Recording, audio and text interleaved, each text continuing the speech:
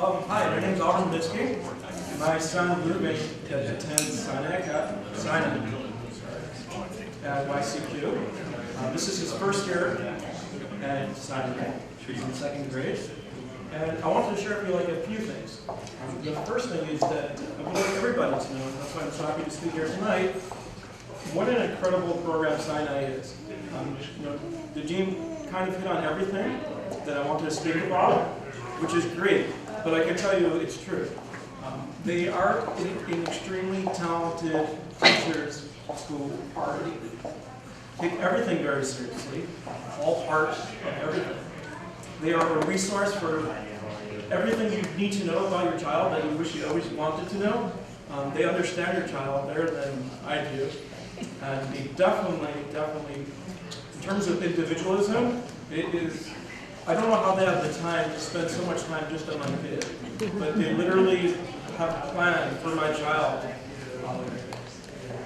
And we are so happy that he's there, and we are confident that he will continue to grow while he's here. And it's really amazing, as my wife pointed out, that the school is local. For our older child, we're actually not blessed, and he does have a very long commute to school. So not only is SINAI an amazing school and a special school, it's a local school. I pretty much know everybody's face here. I'm seeing you around. In Queens, it's okay. It's much easier for this way. I wanted to share with you just two stories, just to illustrate a little bit about my child and the improvements he made from the beginning of the year to now, as we kind of head into the summer. The first story, they're all true stories, by the way, slightly edited so they're appropriate for public, but mostly true. So the first story was that on Pesach, we were lucky enough this year, as opposed to last year, we were able to meet as a whole family. And I had quite a lot of people, all like my sisters and their family were there. And Ruben was saying over his Haggadah, and there were Mefarshim stuff coming out of that kid's mouth that I don't know. And I did go to yeshiva for a few years before they. We don't have to go into that. My kid does know a lot of Mefarshim, and I got it, and he just kept going and going and going. And mostly out of his, not even his notebook, it was just like coming. And then I have a nephew who goes to yeshiva. It rhymes with Hayim. It's also a local school. You know who it is. So after my son is done, he goes to my nephew and goes, by the way, Miss Wagner, she knows so much more than you really.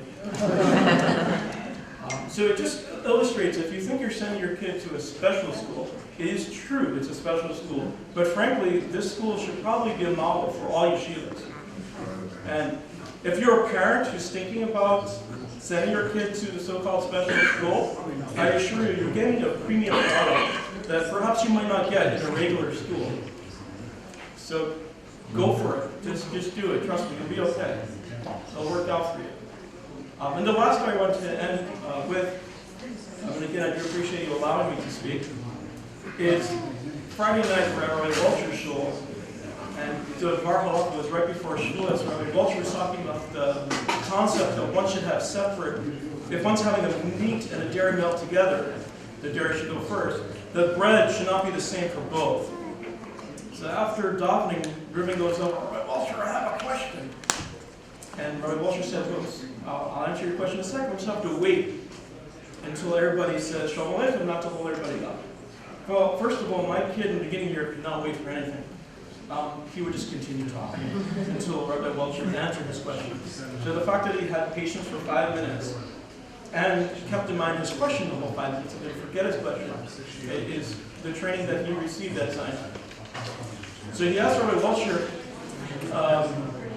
what should a person do if they only have enough money for one meal and they only have one bread? Rabbi Welcher answered, well, what you should do is you should cut the bread in half and have half the bread for the dairy and half the one for meat. And I don't know why I did this, but I said, Ruben, do you understand the answer and do you like it? Which is never a good idea to do in public with your child, especially not my child, who has no filter. He turns to Rabbi Welcher and goes, I really don't like your answer because I learned that you're supposed to, if you have the bread and it's broken, you can't make hamotzi. And so our Walter did quantify and say that what he meant was, first make the bracha, and then cut it. So I wish you all the best in wherever life may take you. If this is something that you're considering for your child, you definitely should do it. If you're a member of the community who is thinking about supporting it, you should definitely do it. And if you're thinking about special ed in general, you should definitely do it. And thank you again.